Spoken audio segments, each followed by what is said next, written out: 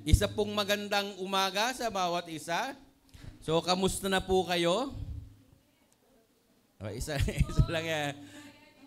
Yeah, amen. So, tayo ay puspos ng kagalakan, no, ng kasiyahan sa presensya ng ating Panginoon.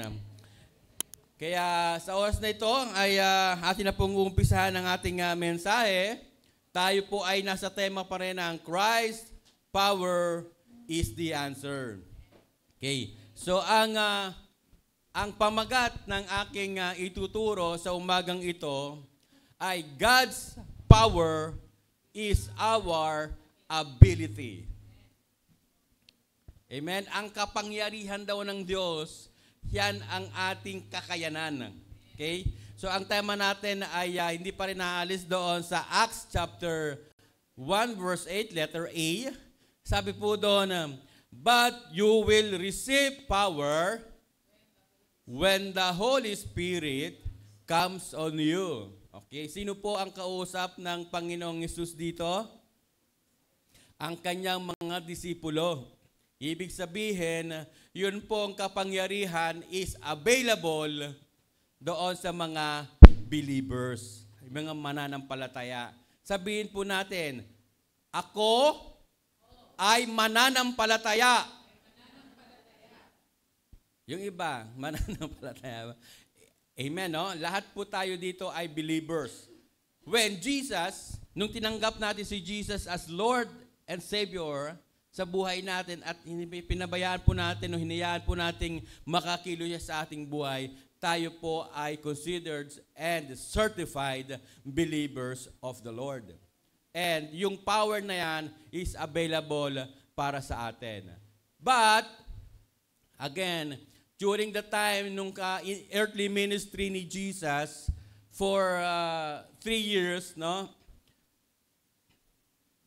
Tama ba 3 years? 30 kasi siya nag-start ng ministry, 3 years in the ministry. And when Jesus died, 33 years old, according sa Bible scholars, no?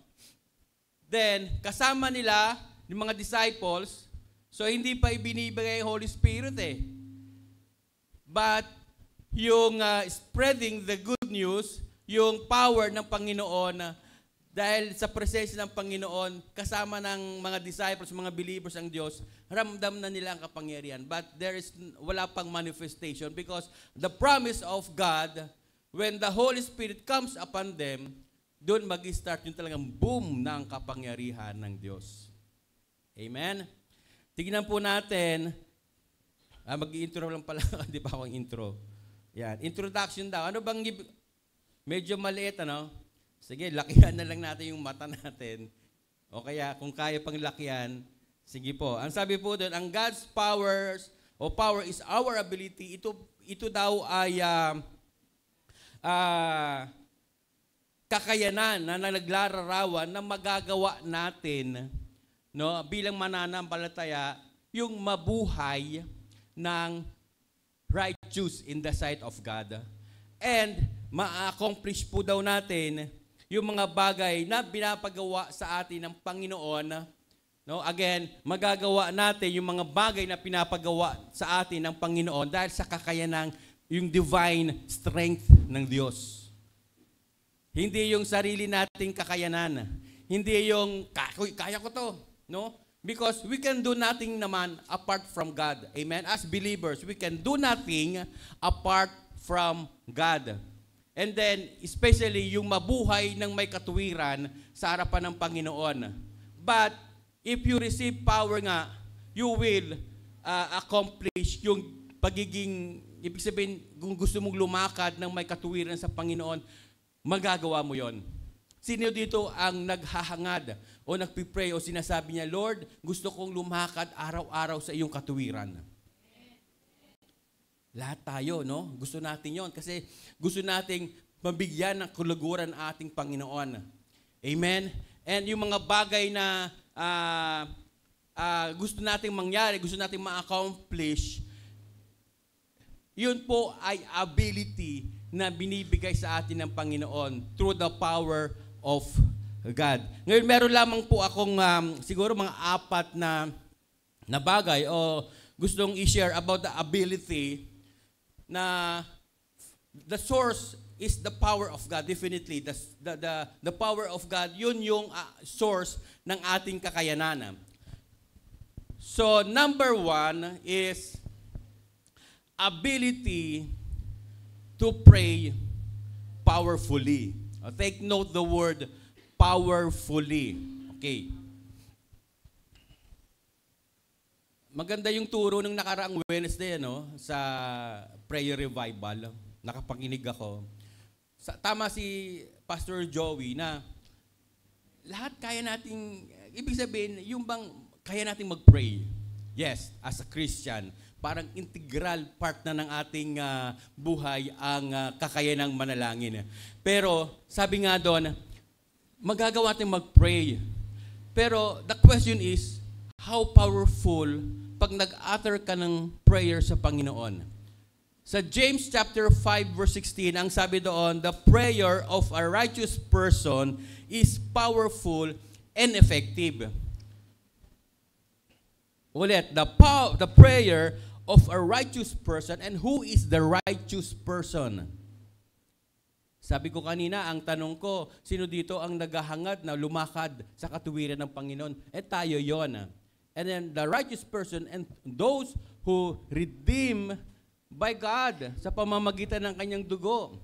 And tinanggap si Jesus as Lord and Savior, and you will become righteous in the sight of God. Bakit? Pumuspos sa iyo ang banal na Espiritu, tinahanan ka ng Diyos, tinahanan ka ng anak ng Diyos na si Jesus, and God's righteousness is Jesus na nasa atin, and tayo ay naging righteous in the sight of God. And because Jesus ang nasa atin, our prayer is powerful and effective.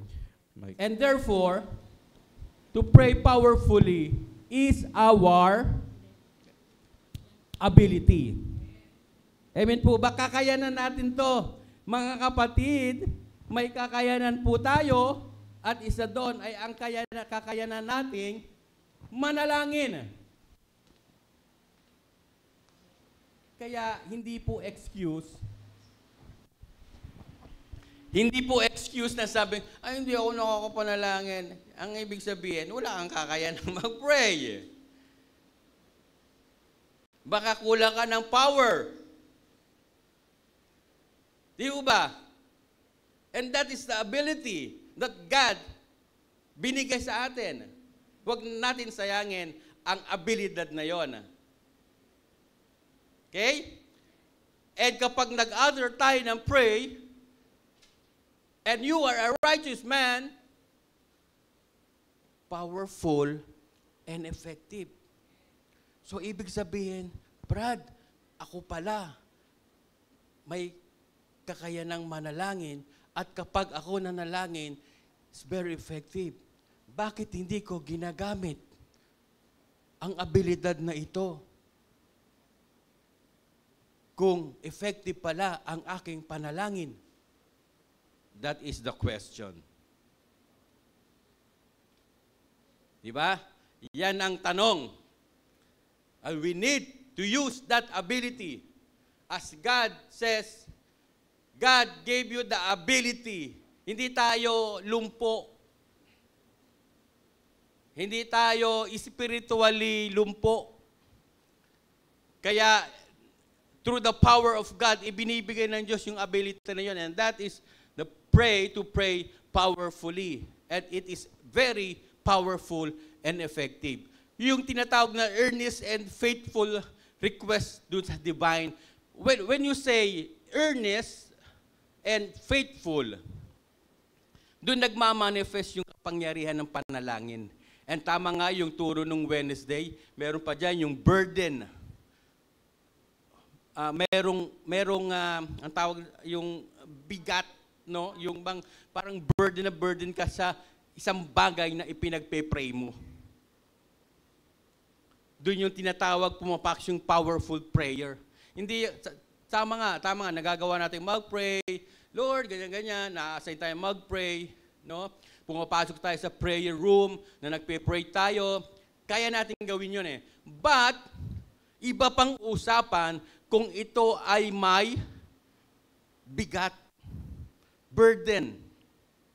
Naalala ko nung sa office kasi, meron akong office mate na nung pagpasok ko doon, bago pa lang ako, nabalitaan ko na siya ay suffering from CKD o chronic kidney disease. So nung malaman ko yon, para bang nangusap sa akin ng Panginoon na sinasabing kailangan niya si Jesus. And that's all. Kailangan niya si Jesus. So nag-research ako sa taong ito kung ilang beses siya nagda-dialysis, kung saan siya nagda-dialysis, kung ano ng kondisyon niya. And nakakalungkot dahil may narinig ako sa paligid doon sa opisina na ito, may taning na buhay na ito, ganyan-ganyan. May taning na buhay niya. Even the doctor, anytime daw, pwedeng bumalakda doon sa kanyang workplace. Medyo na-offend ako. Na hindi ko pinapalata. Siyempre, as a Christian, sabi ko, bakit ganito? Naintindihan naman dahil hindi sila Kristiyano. But yung focus ko napunta sa kanya. And nag-set ako ng goal. Okay? Kasi ando yung burden eh. Nag-set ako ng goal to reach yung taong ito na makatanggap kay Jesus. Okay? Unfortunately, merong barrier.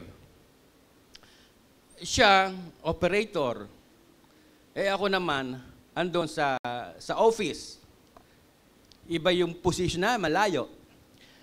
Pag lagi ko siyang kakausapin, baka sabihin, may favoritism ka. So, ang ginawa ko is to strategize na mag-build ng rapport doon sa taong yon. So, pakunwari, naglalakad ako, mamaya kakausapin ko siya, kwentuhan ko siya ng kung ano-anong experience ko, experience niya. No? Hanggang sa na-build ko yung rapport, yung friendship namin. And then, isinisingit ko na yung kalagayan mo yan, kayang-kayang pagalingin ng Panginoon yan eh. Ganyan-ganyan, no? Until such time, medyo matagal na proseso yon. Kasi kailangan talagang maalis yung barrier, ma-insert ko yung spiritual aspect, until such time na parang umokay yung kanyang condition, pero nagbalik yung worsen. And nabalitaan ko na mas worsen pa yung nagiging senaryo ng kanyang buhay. So sabi ko, Lord, I have time to introduce you to this taong yun. Kailangan tanggapin ka niya. Give me opportunity, give me time, Lord. And God answered my prayer. Last 2 weeks ago, inabangan ko siya kasi pinaglilib siya and then babalik siya sa doktor namin. Inabangan ko siya and sakto, break time ko, 3 o'clock ng hapon. Sabi niya, Sir, gusto ko rin kita kasing makausap. Sige, ka. Gusto rin kitang makausap. Punta tayo dun sa meeting room. Walang tao dun, break time naman. Sakto eh. Yung paglabas niya, break time, nag-bell ka, usap tayo. Alam mo, sabi ko sa kanya, alam mo, Ray, sa pagkakataong ito, wala tayong pag-uusapan na position, trabaho. Kakamustahin kita. Huwag mong isipin na ito yung position ko, yung position mo. In short, sabi ko, kaibigan kita. Pagagalingin ka ni Jesus. In short, on that particular day, he accepted Jesus as Lord and Savior. Praise God. Sabi ko, Lord, salamat. That is the first phase. Ibig sabihin, first part lang yon. Kung mga tayo kapag-share ng Word of God doon sa tao, hindi doon napuputol, di ba? So, and praise God dahil yung goal na yon, nagkaroon ng katuparan. He accepted Jesus. And then, lagi ko siyang kinakamusta. Hindi ko naman sinasabing na ang goal ko ay mapagaling yan. O mag-pray ka, mapapagaling ka. Hindi. Kundi to accept Jesus sa kanyang buhay. Eh, nung after that, nag-pray din ako. Sabi ko, Lord, bahala ka na sa taong ito. Hindi naman, ikaw at siya na ang may transaction. Ginamit mo lang yung pagkakataon. And after that, kung papagalingan mo siya, okay. Lord, thank you. And I pray for the healing niya para bahala na si Jesus sa kanya. Trabaho na ni Lord yun. So, he accepted Jesus. Because, umpisa pa lang eh. Sabi ko nga, matagal na proseso, siguro years, 1 year, 2 years, or how many months, na talagang nakatutok ako sa kanya pag magbebel kasi ang oras niya 2 p.m. to 10. Kasi morning ang kanyang dialysis, quarter dumarating na siya. Pagka nagbel ng 2 p.m., mapapatingin ako sa relo. Naku, teka muna, nakalimutan ko si Kasi parang gusto kong maging routine na pagka bago mag-bell, andun siya sa waiting area, naghihintay, gusto ko siyang puntahan doon, minsan nakakalimutan ko. Pero hindi inalaw ng Panginoon na mga pagkakataon niya, hindi niya matanggap si Jesus. But that time, he accepted Jesus. Nag-pray kami doon sa meeting room. I don't care, sabi ko, kung ano yung nasa kapaligiran. Huwag mong isipin yung position. Huwag mong isipin ang sitwasyon. Kaibigan kita sa oras na ito, and God will have plan for you. Ang gusto niya mag-resign na. Kasi nga, para may makuwang voluntary, sabi ko, hindi ka magre-resign. Magtatrabaho ka dito, malakas ka, lalakas ka. Di ba? Kaya praise the Lord. Yung prayer with burden, yung earnest talaga. Huwag nating aalisin yun. No? Hindi yung basta nakapag-pray lang tayo, kinamusta ka ni pastora, ni sister, nagpipray ako in the morning, nagpipray ako in the afternoon, pumapasok sa prayer room, but how's your prayer na? It is powerful, with burden, yung sa pinagpipray mo, if we are praying for our nation, may bigat ka bang nararamdaman sa ating bansa? If you are praying for your family, mabigat ba at gusto mo talagang kumilos ang Panginoon sa prayer na yon? Earnest and faithful prayer. Use your ability. Don't forget that God gave you ability to pray. Not just pray, but pray powerfully. Amen? Palakpakan po natin ng Diyos. Second,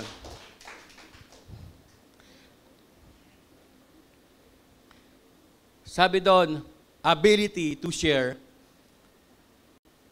the Word of God.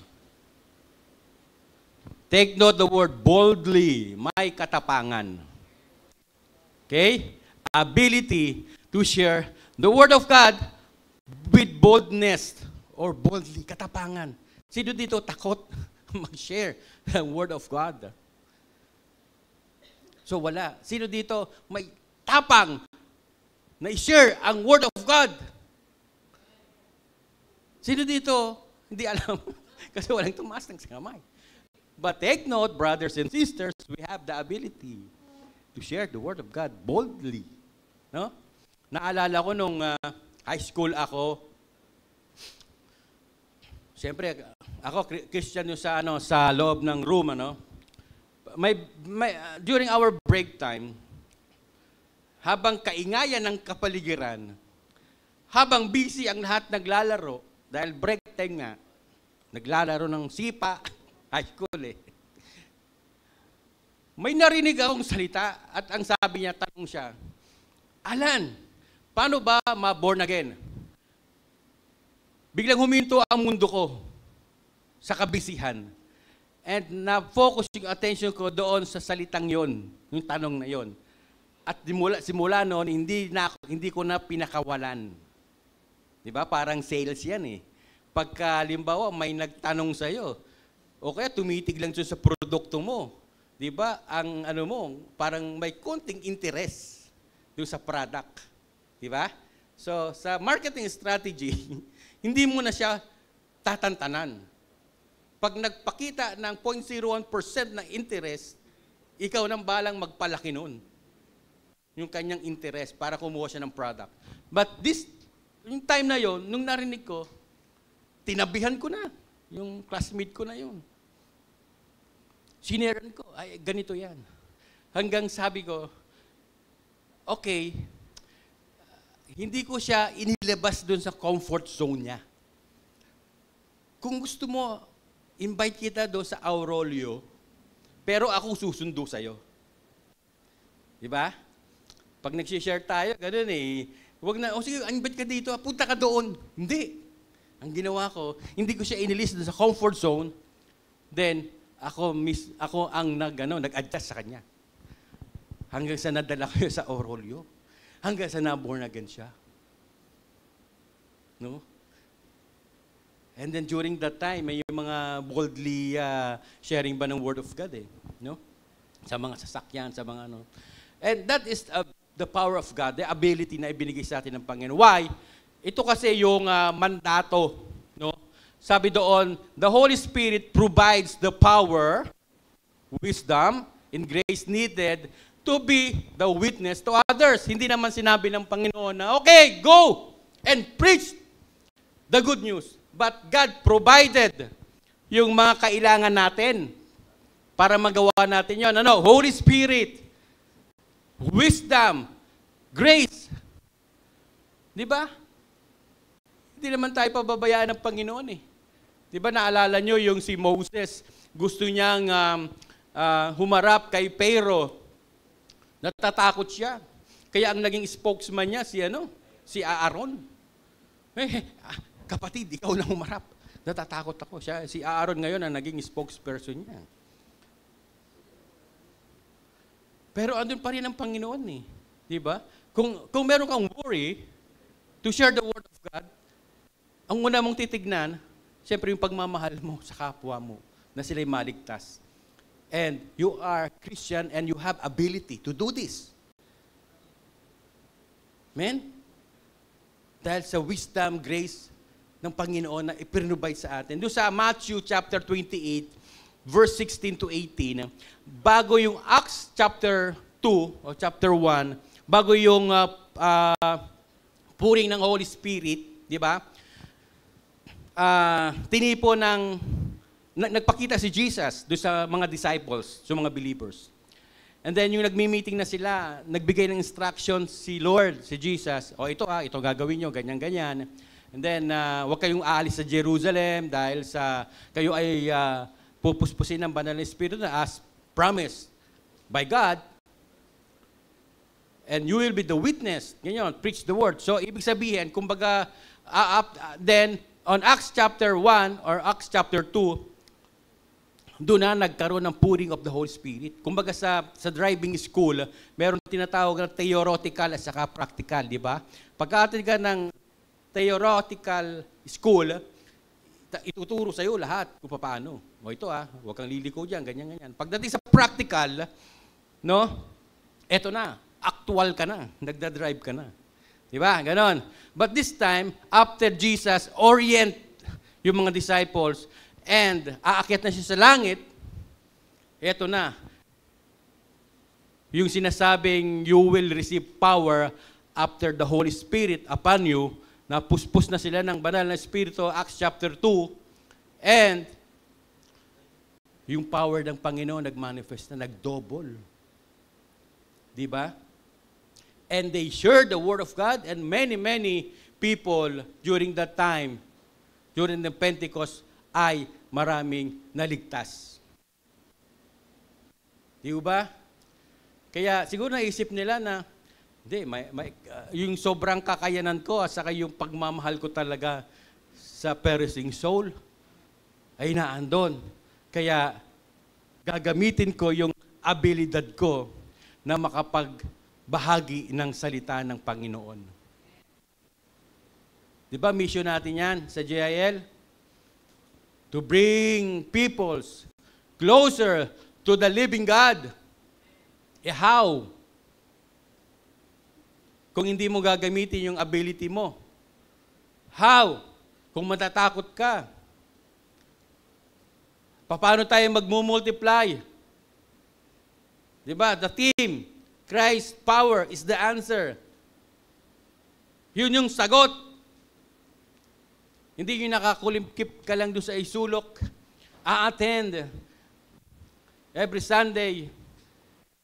A-attend ng prayer meeting, midweek. Okay po yun. But, yun nga, meron tayong ability to do the will of God. Yung pag-share ng salita ng Diyos na may katapangan. Amen po ba? Okay, next. Number 3. Malapit na po tayong matapos. Ability to serve God with humility. Again, to serve God, we are serving God, but take note the word humility. Ito po yung sinabi ng Panginoon. Example dito yung hinugasin ni Jesus, di ba? Yung paa ng mga disciples, yung last team natin sa John chapter 13. And there are two aspects. Number 1 is willingness and obedience. It involves compliant, willing spirit, ready to serve. And the second is love and kindness in serving God. Kung wala yan, wala lang. Nag-aayos lang tayo ng chair. Sumusunod lang tayo sa assignment ng church. Dahil naka-assign ka.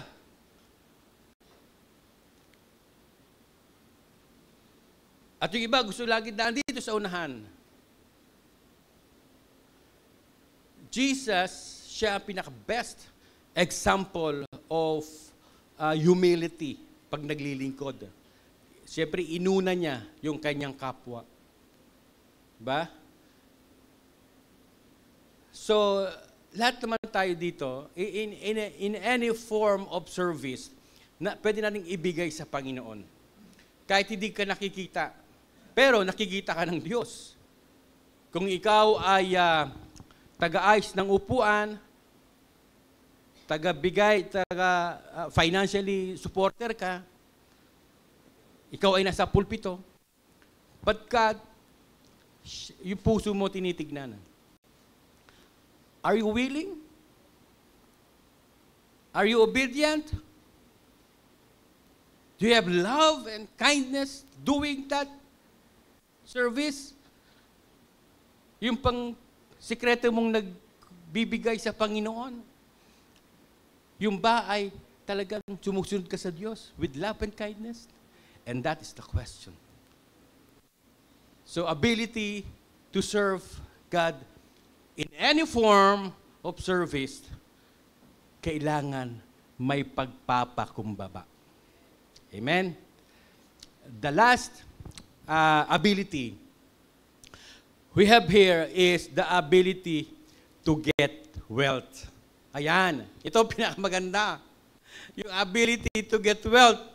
Sabi doon sa Deuteronomy chapter 8, verse 18, letter B, and you shall remember the Lord your God, for it is He who gives you the power to get wealth. God is a source of all wealth. Lahat ng kayamanan, mayaman po ang Diyos. Mayaman ang ating amang nasa langit. Kaya dapat walang anak niya na naghihirap.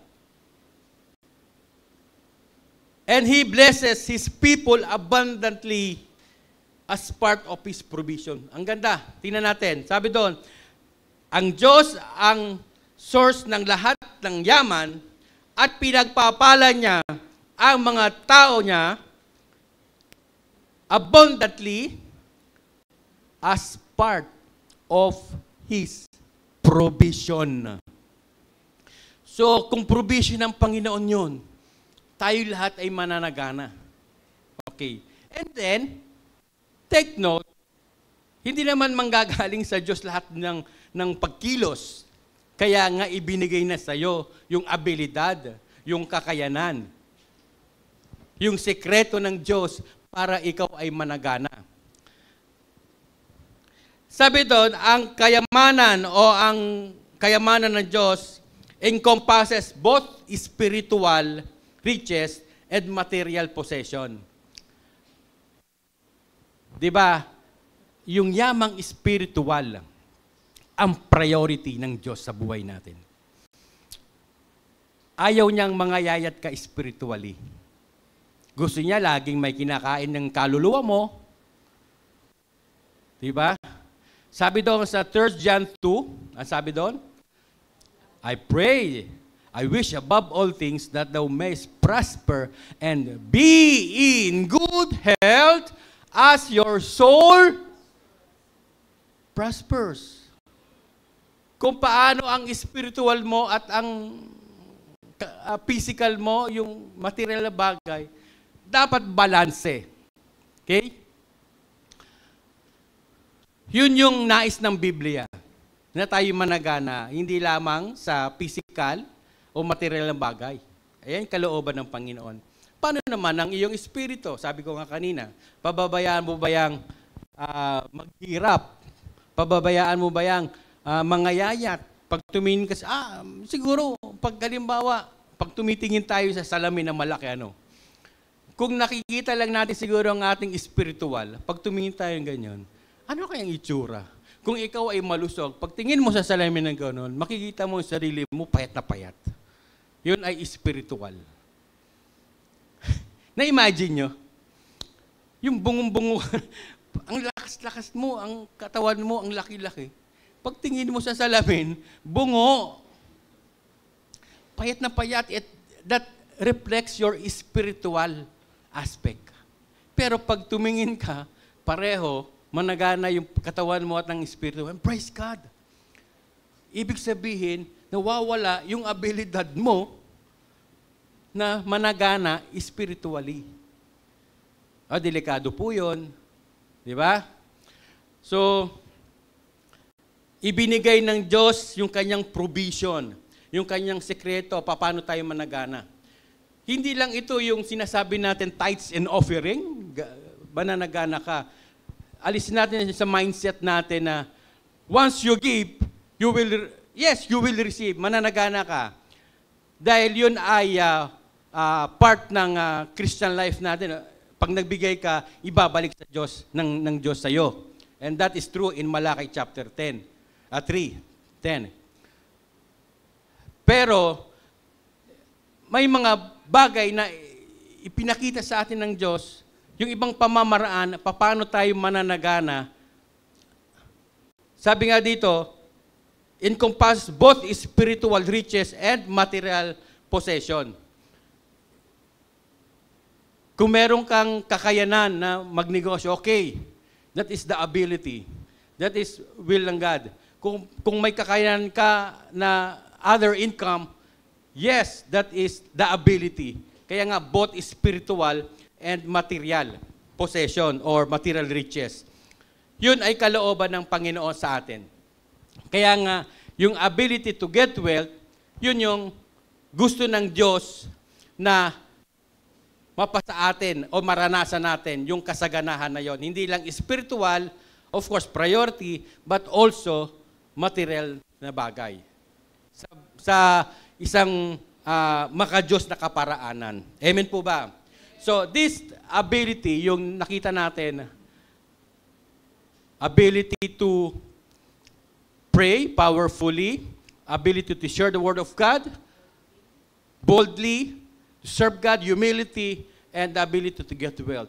This ability is available sa mga Christian kapag in-welcome natin yung Holy Spirit sa buhay natin. Amen po ba? So, mga kapatid, kung meron ka ng ability,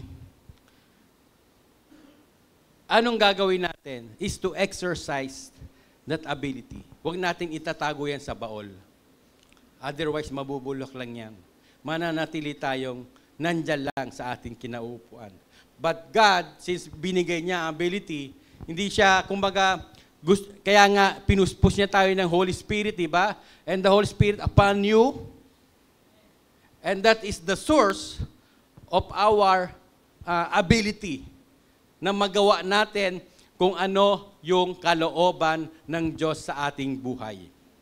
Kaya wag po nating sayangin iyon. And for the conclusion, sa Philippians, I can do all things through Christ Jesus who strengthened me. Okay? Basahin nga natin ang sabay-sabay. 1, 2, 3. I can do all things through Christ Jesus who strengthened me. Okay, yung expression na yon, sabi doon, yung contentment and ability to face any circumstance through the strength and inner peace provided by God. Magagawa natin kapag tayo ay nasa circumstansya o mga bagay na minsan hindi favorable sa atin, pero sa lakas ng Diyos na ibinibigay sa atin, nagagawa natin iyon. Amen? Kumbaga kung anumang sitwasyon meron tayo,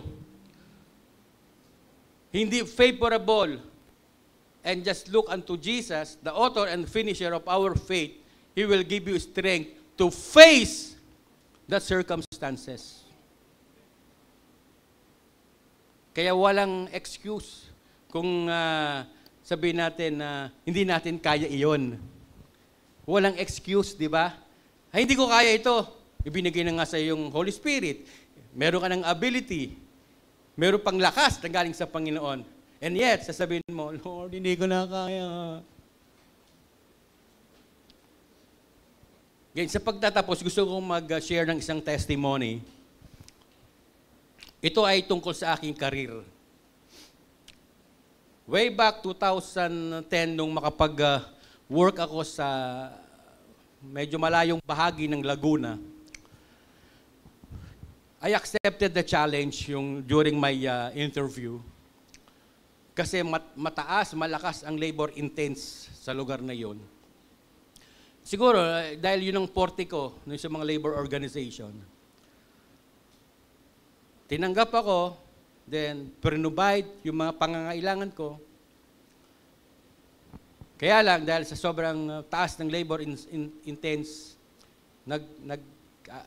dumating sa point na nag-asa ko, Panginoon, sabi ko, mukhang hindi ko yata kaya dahil risky na. Risky. Ang layo ng binabiyahe ko, and then sa tulong ng Diyos, after siguro mga more than 2 years, na-settle lahat ng issue about labor. Then, dumating ang panahon na hindi na halos labor yung aking kinakaharap, kundi usaping lupain doon sa aming kumpanya. Na ang kinakaharap ko na yung mga ibang tao, ibang agency. Lagi na akong nasa barangay nila. Just to yung lupain ng, kasi may farm doon eh. Sabi ko, mas lalong nagiging risky yung situation ko. And I decided to leave the company after siguro mga 5 years doon sa kumpanyang yun. Because dahil iba na yung takbo, iba na yung risky na talaga. Sabi ko, Lord, aalis na ako dito. Nahirapan na rin ako dahil hindi naman work yung kinakaharap ko, hindi naman sa office, sa ibang ibang usapin na. So, umalis ako nang walang malilipatan. Then I pray, God, please provide me another opportunity. Then sa tulong ng Panginoon, nabigyan ako ng work sa Pasig sa isang kilalang kumpanya, pero ang pinagtataka ko, parang hindi hata ito fit sa akin. Not because of yung job, kundi parang ang bigat-bigat ng kalooban ko sa tuwing papasok ako. 2 weeks pa lang yun ng aking trabaho. Sabi ko, bakit ganun? Until such time na na-encounter ako ng car accident. Buti na lang, iningatan ng Panginoon, kay bago-bago ng sasaking ibinigay sa akin, wala pang 1 buwan, so na aksidente, no? Then inesikaso kasi mayroong third party dahil binangga ako sa likod, bumangga ako sa harap. And then after that, wala pang weeks ata kasi 2 months lang ako doon. Another incident na may sumabog doon sa kabilang kalsada na refilling gas station, na damage yung kumpanya. Buti na lang madaling araw, kundi pati yung room ko doon. Ang tibay-tibay ng salamin. Na damage. And then, sabi ko, bakit ganitong nararamdaman ko? Okay naman yung staff, welcome na welcome din naman ako. Wala namang issue. Pero, sobrang bigat. Until na hindi ko na makayanan. So, 2 months, nagpaalam ako to leave the company. So, gumaang naman yung damdamin ko. And then, sa tulong ng Diyos, nakahanap uli ako ng isa pang opportunity sa logistics company naman. Mas worsen because of politics. Tumagal ako doon siguro mga 5 years. Pero from the start, politics na until such time na napalitan yung management and then mas worsen ang nangyari. Naapektuhan ang aking mental health. Halos ma-depress ako. At during that time, lagi kong iniiyak sa Panginoon, Lord, bakit ganito? Then, tinanong ko sa Panginoon na, willing mo pa ba akong mag-work? O hindi na. Aalis ako. Because yung iba kong mga kasamaan, wala na, ako na lang natira. Sa bagong management. Lagi akong umiiyak. Halos, dahil naapekto na yung aking mental health, halos ayaw ko na pumasok.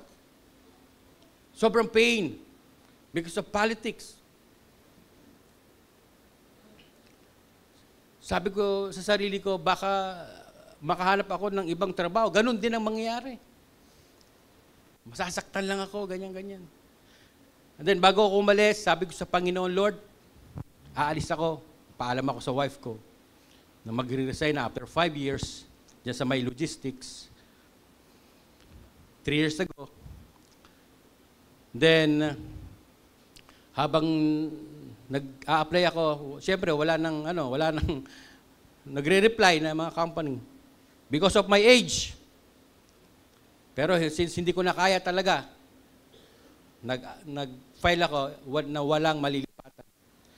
So that is the challenge, the major decision na nangyari sa akin dahil nag-aaral pa nga itong mga anak ko. Nag-pray ako na nag-pray. But I believe in myself na hindi na ako makakahanap ng work because of my age. And I believe that 99.99% hindi na ako makakapag-work. Yan yung nasa mindset ko.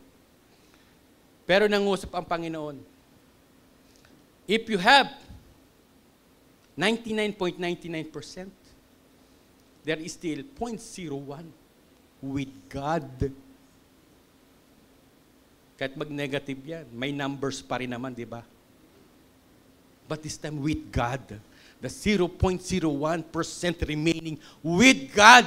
So I invest that 0.01 or 0.01% in prayer, in asking God.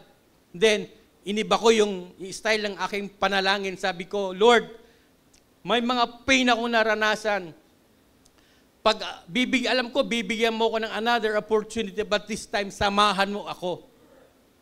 Ay kung hindi kita kasama, kung hindi mo ako kasamahan, huwag na lang.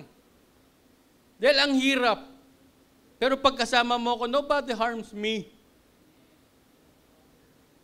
In short, God provided me an opportunity.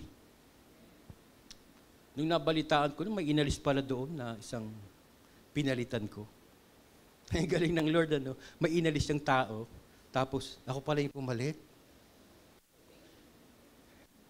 Lord, kaya pag lumalabas ako ng opisina ngayon, sa labi lang, sa labas lang, lagi kong sinasabi, Lord, utang na loob ko sa ito. Wala akong stress. And after, nagulat ako, siguro after 2 years ng pagtatrabaho ko sa kumpanyang ito, nagulat ako, last December, tinawag ang pangalan ko. At binigyan ako ng award, the highest award na ibinibigay sa kumpanyang iyon. Most Valuable Employee of the Year. Sabi ko, Panginoon, ang sabi ko lang sa'yo, Lord, samahan mo ako. Bakit may ganito? Pinalitan niya yung ping na naramdaman ko noon dito sa karir ko. At hindi pa natatapos yun. Yung award na yun, may kalakip na na amount. Diba? And wait, there's more. Binigyan ako ng kumpanya ng opportunity na pumunta ng Japan. Hindi ko na-expect yun. And by October 14, nandun ako sa Japan for free. Wala akong babayaran ng kahit 5.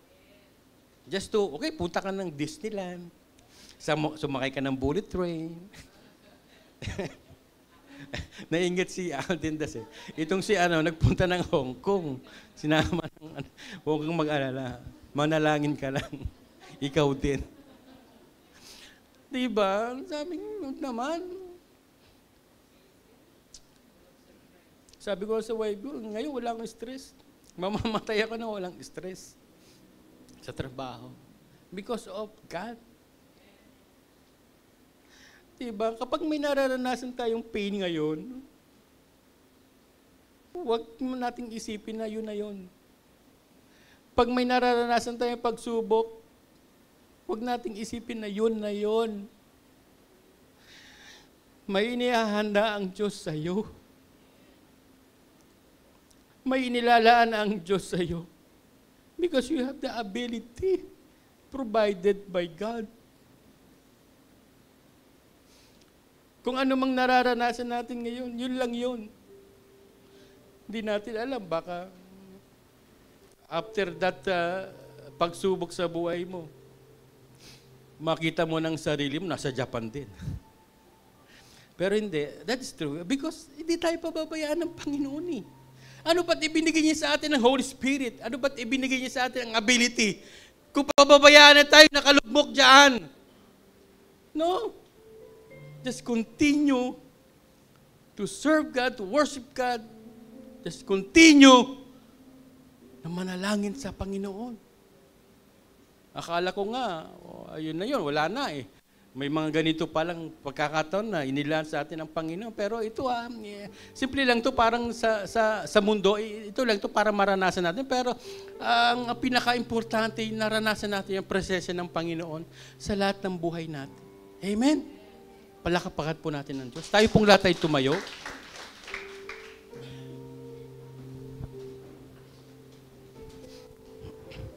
Bago tayo manalangin, pwede ba nating awitin yung isang awit?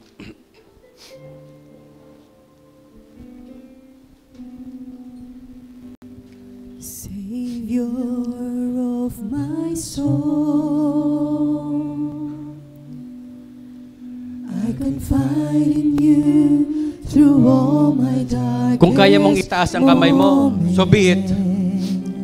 Worship the Lord. In you I find my peace, my comfort when I'm weak. I trust in you through storm and raging sea. Amen, Lord. Faithful, you're my God. You're the glory and the lifter of my head. Your light, it fills my days. It leads me in your ways. Forever I surrender all to you,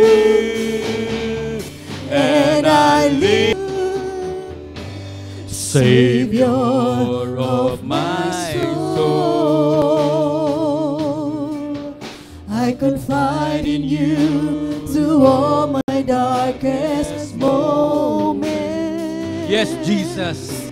In you I find my peace, my comfort, give able to be Lord, I with live you. to worship you. Lord, I live.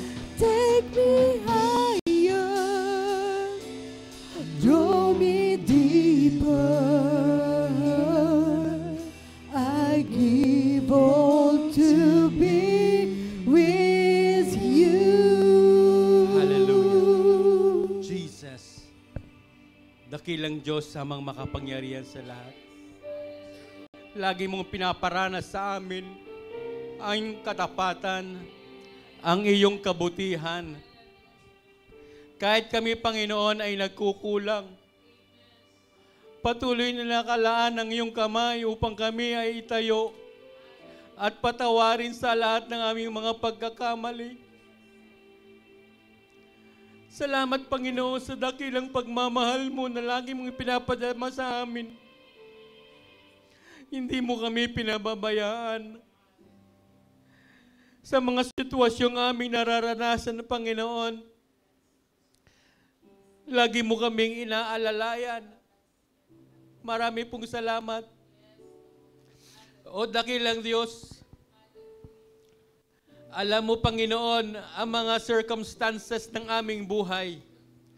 Alam mo, Panginoon, kung ano ang kalagayan namin at ikaw po ang nakakaalam ng lahat, Panginoon, sa buhay namin.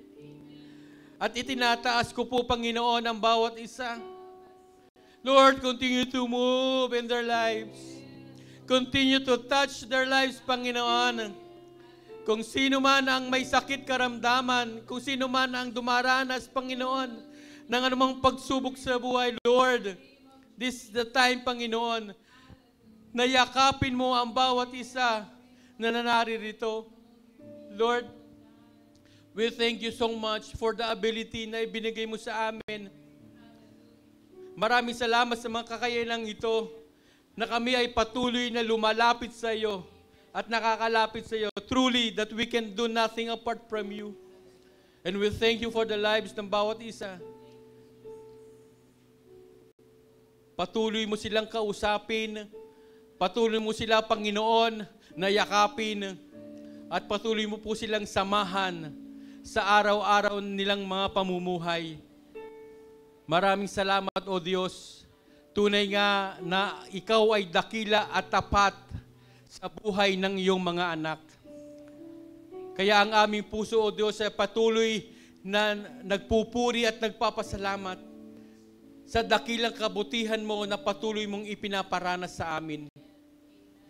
Kaya, Panginoon, sa oras ito, hayaan mong ibalik namin sa iyo ang lahat ng pasasalamat, kapurihan, kadakilaan, Panginoon, tanging sa iyo lamang.